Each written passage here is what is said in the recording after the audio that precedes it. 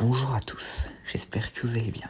La saison 2 de Jurassic World, la théorie du chaos, est sortie la semaine dernière et donc je vais vous parler de mon avis sur cette dernière. Et bien sûr, très gros spoiler, et donc commençons. Donc épisode 1. Une semaine après avoir vaincu les Atrociraptors et leurs dresseuses, les campeurs de la colonie du Crétacé ont embarqué dans un cargo pour aller essayer de trouver l'emplacement du courtier mentionné par Jensen à la fin de la saison 1. Donc les 5 sont cachés dans un container, cependant Kenji semble être un peu désespéré en raison de la mort de Brooklyn et de son père. Et alors qu'il va chercher de la nourriture, il apprend que Matteo, leur ancien allié, a réussi à exposer la section corrompue du DAP. Cependant, au bout d'un moment, le navire est pris dans une tempête alors que les campeurs sont découverts par l'équipage et le capitaine. Et finalement, le capitaine et les campeurs décident de faire une alliance temporaire pour essayer de survivre à la tempête. Mais en même temps, Kenji et Yaz découvrent une caisse avec des œufs de dinosaures où ils y trouvent l'œuf de T-Boss. Mais bientôt, ils découvrent qu'un des dinosaures s'est échappé et en a tué un autre, un Majungasaur nommé Major. Le dinosaure prend Darius pour cible, mais réussit cependant à le réattirer dans sa cage. Mais bientôt, Kenji saute du bateau pour récupérer la caisse d'œufs qui était tombée dans l'eau, et les campeurs sautent dans un canot pour aller le récupérer, et donc ils se retrouvent à la dérive. Mais heureusement, ils découvrent bientôt une terre. Mais alors que Ben va sur le téléphone de Brooklyn, il découvre une vidéo d'un groupe nommé Front de Libération des Dinosaures, et dedans, il y voit Brooklyn. Donc épisode 2, alors que les campeurs arrivent à terre, nous rencontrons une fille nommée Zeina et sa mère dans une rizière locale. Et ils ont la particularité de vivre aux côtés de stégosaures, mais aussi d'avoir un gallimimus nommé Geba comme animal de compagnie. Et bientôt, les campeurs arrivent et croyant que les stégosaures pourraient causer des problèmes, ils décident de les éloigner. Et pendant ce temps, Ben essaie de réavoir du réseau pour revoir la vidéo où il a vu Brooklyn. Mais bientôt, il rencontre Zeina et sa mère qui révèlent qu'ils sont au Sénégal et que les stégosaures les protègent d'un succomimus. Et donc le succomimus vient se nourrir dans la rizière, mais finalement, en travaillant ensemble et avec les stégosaures, ils réussissent à le faire partir. Et entre-temps, Ben découvre que Brooklyn est bien vivante en voyant que la vidéo date d'une semaine, mais n'a pas le courage de le dire aux autres, qui décident de remonter un fleuve pour savoir d'où viennent les dinosaures de la région. Et donc épisode 3, nous avons le point de vue de Brooklyn. Et donc nous avons un flashback où nous la voyons mener son enquête sur le trafic illégal de dinosaures et l'implication du DAP dedans, et aussi sa prise de contact avec Daniel Kondo, sa rupture avec Kenji et son petit séjour chez Darius. Et en même temps, Darius, dans une discussion assez gênante, lui dit presque qu'il est amoureux d'elle. Et en raison de cette discussion assez gênante, Darius n'est pas venu la nuit de l'attaque de l'allosaure que Brooklyn voulait acheter. Et cette nuit-là, comme on le savait, en plus de l'allosaure, elle a été attaquée par les Atrociraptors et leurs dresseuses. Et bien que l'allosaure ait distrait Tiger et Panthera, Ghost a réussi à arracher une main de Brooklyn. Cependant, Brooklyn a été sauvée par Ronnie, l'ancienne chef de Darius, et d'ailleurs, on apprend que les deux femmes s'étaient rencontrées sur le Dark Jurassic, et aussi que tout le monde croit que Brooklyn est morte. Et en même temps, elle décide de rester sous couverture pour mener son enquête sur le DAP et le trafic. Mais après que Jensen, l'assistant de la dresseuse des Atrociraptors, soit infiltré chez Ronnie, Brooklyn décide de partir pour rejoindre le front de libération des dinosaures. Donc épisode 4, Brooklyn, sous le nom de Sydney, a rejoint le FLD où avec son collègue Ernest, elle libère plusieurs dinosaures captifs. Et en même temps, Ronnie lui donne des informations pour essayer de lui donner une piste du courtier. Et Ronnie trouve une piste qui ramène Brooklyn vers Dubaï.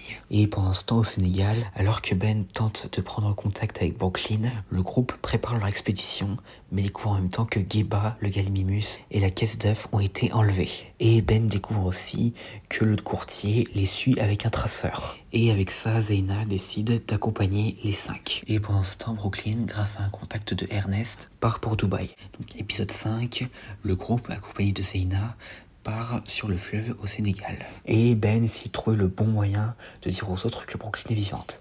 Mais sans qu'ils le sachent, ils sont suivis par quelque chose dans l'eau. Et pendant ce temps, à Dubaï, Brooklyn trouve ce qu'elle pense être l'appartement du courtier. Elle s'y infiltre et on découvre que le courtier n'est autre que Soyona Santos, la négociante sur le marché noir de dinosaures qu'on avait découvert dans le monde d'après. Et elle n'est pas seule, car il y a aussi Red, le 4e membre de l'Atrociraptor Squad. Et pendant ce temps, au Sénégal, les 6 se retrouvent pris dans une agitation de brachiosaures dans le fleuve, et Kenji tente encore une fois une action suicidaire suicidaire pour protéger ses amis. Et pendant ce temps à Dubaï, Santos révèle à Brooklyn qu'elle sait qui elle est, mais aussi qu'elle traque ses amis. Et Brooklyn s'enfuit rapidement et a à peine le temps de contacter Ben pour les mettre en garde du danger. Et donc épisode 6, le groupe en Afrique remonte le fleuve, mais ils sont attaqués par un hippopotame qui dévore leur téléphone. Et après lui avoir échappé, ils s'accostent pour changer de canot. Et pendant ce temps à Dubaï, Brooklyn décide de gagner la confiance de Santos pour découvrir tous ses plans. Au Sénégal, les jeunes accostent pour changer le canot, mais en même temps, ils aperçoivent qu'un des gars qui était sur le bateau avec eux était là, mais aussi qu'il est mort, et bientôt, un Suchomimus attaque. Mais bientôt, l'hippopotame revient et combat le Suchomimus. Mais sans que les autres le sachent, Yaz est laissé derrière. Et pendant ce temps, Santos et Brooklyn partent pour le Sénégal. Donc, épisode 7... Donc les 5 découvrent que Yaz a été laissée derrière et décident d'aller la chercher. Et pendant ce temps, elle essaye d'échapper au Suchomimus qui entre-temps vaincu l'hippopotame. Mais après l'avoir semé ainsi que les dimorphodons, elle est traquée par un lion qui est dévoré par le même Majongazor que sur le bateau. Major. Et bientôt, elle est rejointe par ses amis et le Majongazor et le Suchomimus s'affrontent et Major réussit à tuer le Suchomimus. Cependant, Major ne poursuit pas les campeurs en raison du fait qu'il ne peut pas nager. Et bientôt, ils apprennent que le cargo sur lequel ils étaient a fait expédier des dinosaures à l'intérieur des terres via des petits navires et décident de suivre leur piste. Donc, épisode 7, le groupe au Sénégal trouve un bâtiment qui pense être l'endroit où Guéba et les deux petites bosses ont été emmenés. En arrivant, ils croient d'abord qu'il s'agit d'une ferme de poulets, mais après avoir échappé à des monolophosaures, ils découvrent qu'en réalité, c'est un labo caché. Et ils découvrent que Santos ne fait pas qu'acheter et vendre des dinosaures, mais elle en crée également. Mais bientôt, ils trouvent le capitaine du navire sur lequel ils ont été se faire tuer par Red. Et Darius, Zeyna, Yaz et Sami tombent dans une fosse pendant que Kenji et Ben continuent de chercher les œufs. Mais bientôt, le groupe de 4 est attaqué par un baryonyx ayant la particularité d'être blanc, mais aussi dépourvu d'œil, et se dirige via écolocalisation. Mais ils réussissent à lui échapper via un container dans lequel ils retrouvent Guéba qui est placé dans la fosse. Et pendant ce temps, Kenji entend Ben parler à Brooklyn qui emporte la caisse d'œufs. Et donc Kenji découvre qu'elle est vivante et que Ben le savait. Donc ensuite, épisode 9 qui se passe du point de vue de Santos et Brooklyn un peu avant l'arrivée des campeurs. En arrivant, Santos révèle qu'elle a perdu contact avec son équipe d'opération dans le labo. Et une fois sur place, les deux femmes rencontrent le capitaine du navire, mais aussi le scientifique en charge de l'installation, le docteur Sarr, qui crée des copies des dinosaures achetés, mais aussi qui prévoit d'effacer l'ADN des œufs pour les préparer à une réécriture génétique. Et en apprenant que le capitaine avait laissé les campeurs prendre les œufs et ayant perdu Major, Santos envoie Red qui le tue. Et bientôt, Brooklyn apprend que ses amis sont là et on nous révèle que c'est elle qui avait placé le container pour les sauver du baryonyx. Et bientôt, elle rejoint Santos et Sarr. Et Darius, Sami et Yaz découvrent ainsi qu'elle est vivante. Et bientôt, Sarr révèle qu'il a trahi Santos en donnant l'équipe d'opération à manger au baryonyx le Sikh. Mais ensuite, Sarr tombe dans la fosse et se fait poursuivre par sa création. Et ensuite, Brooklyn gagne la confiance de Santos et va chercher les œufs. Et elle révèle qu'elle prévoit de rassembler des preuves pour exposer Santos plus tard. Et donc, épisode 10, dernier épisode. Donc, Kenji est furieux après Ben de ne pas leur avoir dit que Brooklyn était vivante et surtout qu'il le savait. Et donc ensuite, Darius dit à ses amis qu'ils vont finir ce pourquoi ils sont venus. Mais par la suite, alors que Santos décide de détruire le labo, Sarr revient en dirigeant la baryonyx. Mais bientôt, alors que Santos lance Red sur eux, cette dernière finit par comprendre comment Sarr dirige la baryonyx. Et finalement, elle utilise ça à son avantage pour retourner la baryonyx contre Sarr et ensemble, elle le tue. Et les deux dinosaures prennent ensuite pour cible les jeunes. Mais Santos s'apprête à détruire le complexe et rappelle Red. Et pendant qu'elle veut tout tourner, Brooklyn décide de distraire la baryonyx, permettant à ses amis de s'enfuir. Et par la suite, Santos révèle à Brooklyn qu'elle s'apprête à faire un partenariat avec Biosyn. Et par la suite, le complexe est détruit et les héros réussissent à s'en sortir grâce notamment au père de Zeyna. Et ils sont à l'aéroport pour intercepter Santos et Brooklyn. Et là, ils ont l'occasion de la revoir. Mais Brooklyn, déterminée dans son plan, décide de suivre Santos. Mais cependant, elle leur laisse l'œuf de petite bosse et par la suite, elle quitte le Sénégal. Et c'est la fin de cette saison 2. Alors qu'est-ce que j'en ai pensé? Alors globalement, encore une fois, une très bonne saison. Alors déjà, le fait que Santos soit le courtier, alors ça, clairement, je l'avais vu venir. Franchement, j'étais à peine surpris. Et donc, son retour nous permet ainsi d'en apprendre un peu plus sur cette dernière. Et d'ailleurs, un truc que j'ai bien aimé, à un moment, elle mentionne que sa mère était archéologue et aussi qu'elle a découvert des fossiles de Vélociraptor et de Protoceratops se battant en Mongolie. Et ça, vous le savez peut-être pas, mais c'est des squelettes qui ont véritablement été découverts. Et donc, c'est assez une bonne surprise. Et donc, en général, toute la partie avec Brooklyn, franchement, elle est vraiment pas mal. Et par contre, le FLD, personnellement, je trouve qu'on aurait un peu pu s'en passer, hein, parce qu'au final, ils sont pas vraiment très importants. Et donc aussi, c'était cool de revoir Red, l'Atrociraptor, même si en revanche, je suis étonné qu'on n'ait pas revu la dresseuse et Ghost, Tiger et Panthera. Bon, après, j'imagine que c'est parce que Ghost, Tiger et Panthera étaient épuisés en raison du combat contre Grosse Mangeuse dans la dernière saison, et donc du coup, ils étaient en train de se rétablir, et en attendant que la dresseuse décide de revenir à la charge. Et donc, Major, le Majungasaur, franchement, c'était cool de découvrir cette espèce de dinosaure dans la saga, même si je suis un petit peu déçu qu'on l'ait pas beaucoup vu. Et en revanche, le Suchomimus, par contre, c'est une réussite. Et honnêtement, pendant le combat entre ces deux dinosaures, je m'attendais clairement pas à ce que ce soit Major qui gagne, hein. Mais bon, là, il nous a bien surpris, ce Majungasaur.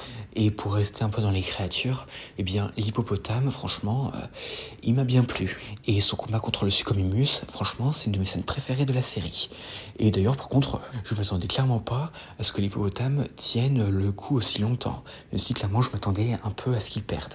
Et par contre, comment Samy ne sait pas à quel point les hippos sont dangereux? Parce que c'est quand même un des animaux les plus dangereux d'Afrique avec l'éléphant, le lion, le rhino et tout. Enfin, voilà quoi.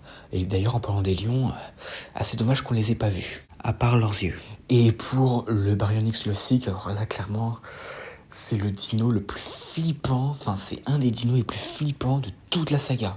Non mais sérieux, regardez-moi, il a pas d'yeux, enfin clairement c'est une des choses les plus horribles que j'ai vues dans cette saga. Et pour passer à Zeyna, eh bien franchement, j'ai bien aimé ce personnage et j'aime bien comment elle en sait autant plus que Darius sur les dinos. Et pour les autres campeurs, alors en vrai, ça va. Et d'ailleurs, on peut comprendre pourquoi Kenji, il veut à tout prix protéger ses amis, quitte à défier la mort. Et pour le Gallimimus Geba, j'ai bien aimé sa couleur de peau, et c'est aussi la première fois qu'un Gallimimus se défend contre un autre dinosaure. Ça, franchement, c'était assez surprenant, et c'était assez cool. Et au passage, avez-vous remarqué, mais on peut voir des Lystrosaures dans le labo, marquant leur deuxième apparition dans la saga. Et pour la suite de la série, alors, étant donné que Soyona va faire un partenariat avec Biosyn, eh bien on peut parier qu'il y aura une rencontre avec Lewis Dodson. Et donc il y aura probablement un alignement avec Jurassic World le monde d'après. Que ce soit via une apparition du sanctuaire Biosyn ou de Malte. Et aussi également de voir la première fois que Soyona a fait une mission pour Dodson, comme mentionné dans le film. Et au passage, je ne suis pas le seul certainement, mais une petite apparition du Giganotosaure serait pas de refus. Et aussi à voir si la dresseuse et les autres Atrociraptors reviendront. Ce que je pense honnêtement sera le cas parce que il faut qu'on sache c'est qui cette dresseuse.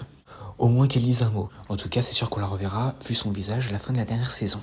Et aussi pour l'œuf de Petite Boss, à voir si ils décideront de le ramener à sa mère, ou s'il va éclore, et donc du coup, ils vont avoir un nouveau compagnon de voyage et tout. Mais personnellement, je doute un peu qu'ils repasseront aux États-Unis. Et pour les campeurs, eh bien, à voir s'ils décideront de suivre Brooklyn et essayer d'arrêter Santos, eh bien, c'est aussi quelque chose à voir. En tout cas, Brooklyn a l'air de vraiment vouloir collecter un maximum de trucs pour plus tard exposer Santos afin qu'elle se finisse en prison. Mais bon, on sent que ce sera soulevé par un échec, car Santos sera arrêté par Barry Samben et finira à nouveau par s'échapper. À moins, bien sûr, que les campeurs décident de collaborer avec Barry plus tard, quand les éléments du film arriveront. En tout cas, c'était mon avis sur la deuxième saison de Jurassic World, la théorie du chaos. Pour ce qui est de ma note, ce serait 8 sur 10. Et donc voilà, j'espère que cette vidéo vous aura plu, n'hésitez pas à dire ça dans les commentaires, et à la prochaine.